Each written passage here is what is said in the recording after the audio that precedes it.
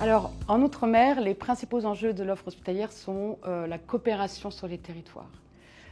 En effet, les territoires sont couverts à la fois par des établissements publics, des établissements ESPIC et des établissements privés. Il y a une offre qui est donc dans un cadre limité, un territoire limité, quel que soit le territoire, et il est important qu'ils puissent travailler en complémentarité.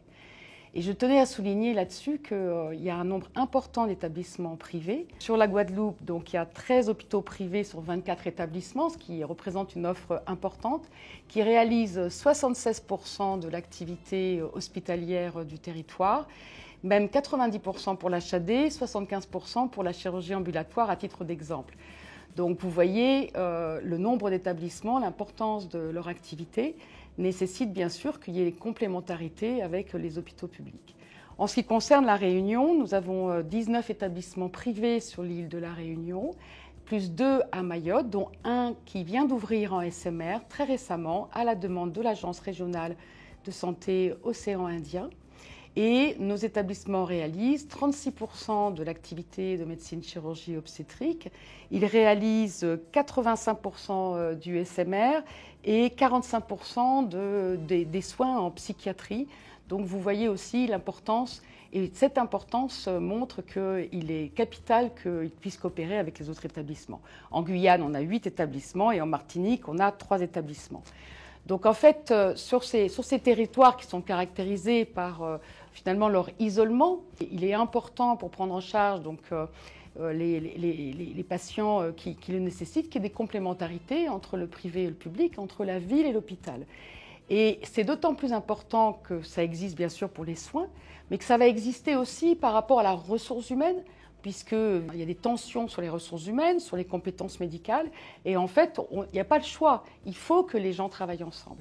Et puis, les phénomènes, les particularités de la météo, les contraintes qui sont liées à l'insularité pour les îles, nécessitent aussi qu'il y ait, et il y a en fait dans la réalité, une très grande solidarité entre les établissements pour faire face aux différents événements d'ordre climatique, d'ordre de difficultés d'approvisionnement, mais aussi d'ordre sanitaire.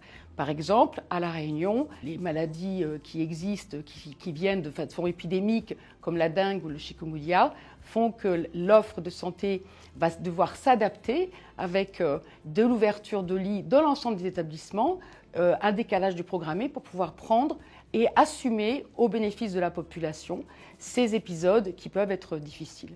Donc il y a tout réunit les établissements et pour nous, il y a vraiment une importance et une priorité absolue, c'est se mettre au service de la population et coopérer entre les établissements, ce qu'ils font et ce qu'ils vont devoir faire encore plus dans les années à venir.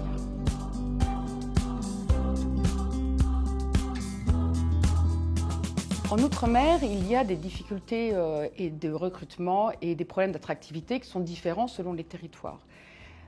Au niveau du privé, on a des difficultés complémentaires car les niveaux de rémunération que nous pouvons offrir à nos professionnels de santé n'est pas le même que celui dans le public, il est inférieur.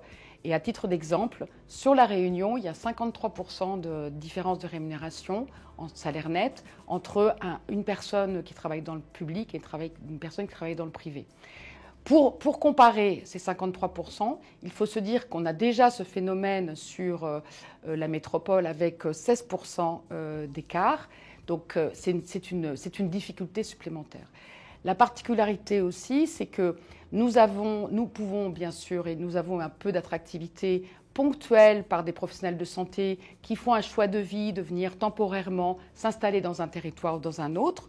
Et le profil de ces personnes a beaucoup changé avec des passages et des épisodes professionnels qui sont de plus en plus courts, ce qui augmente un peu la précarité, on va dire finalement des stabilités des équipes. Donc il y a un gros enjeu de fidélisation dans les territoires. Il y a un enjeu aussi, bien sûr, de complémentarité entre les établissements. Il faut qu'on puisse travailler cette complémentarité RH aussi pour permettre aux professionnels de santé qui habitent sur un territoire, selon les étapes de leur vie, de pouvoir aussi leur proposer des parcours professionnels adaptés à ce qu'ils attendent, ce dont ils ont envie, c'est-à-dire de temps en temps travailler dans un service aigu, à un autre moment de leur vie travailler en ville en consultation. Et ça, c'est quelque chose qui reste encore à construire. Sur la formation, nous demandons à ce qu'il y ait plus de prospective et qu'on puisse mieux anticiper les besoins de formation.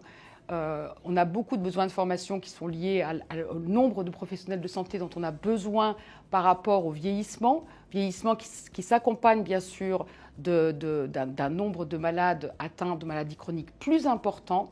Et donc, il faut qu'on augmente bien sûr le nombre de personnels formés sur place de manière à ce que demain, on puisse être capable de les assumer et de les prendre en charge.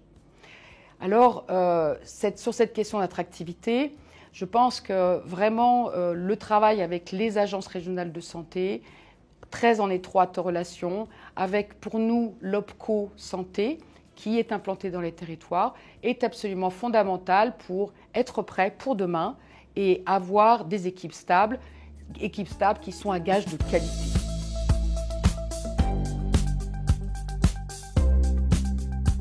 Nos établissements travaillent eux aussi en coopération entre eux.